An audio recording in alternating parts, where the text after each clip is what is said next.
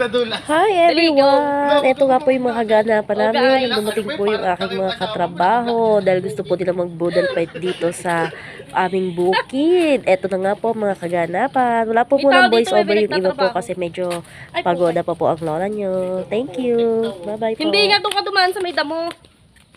Nadulas. First time.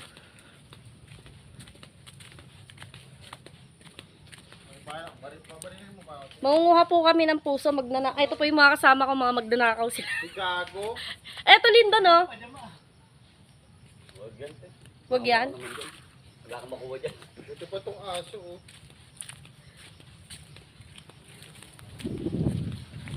Ay, nag-uuling pala sila tatay. Iyan, kung gusto nyo bumili ng uling guys, ha, meron po kami tindang uling dito. Nag-promote po!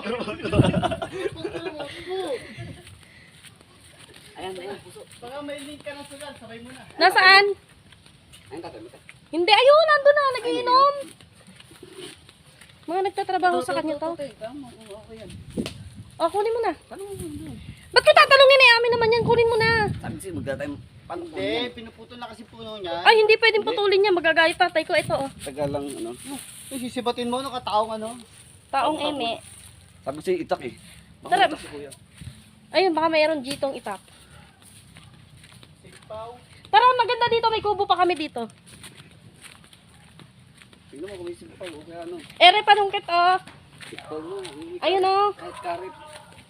Kakariting ko yung mukha nito, eh.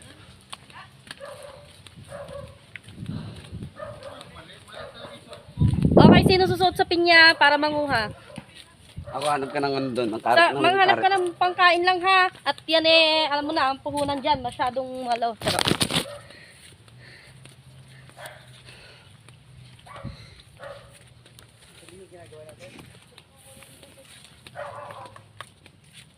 Yung pangkain dito. May aso din dito eh. Hoy, ito yung kubo namin dito, tingnan mo. Kaso may nakatira ata. Ay, may ano. Ayan pala, bumili pa kayo ng okra. Ito, kumuha ka ng isa. Ibutang ng isa. Ayan o, yung kubo. Kaso may nakatira yung nagtatrabaho.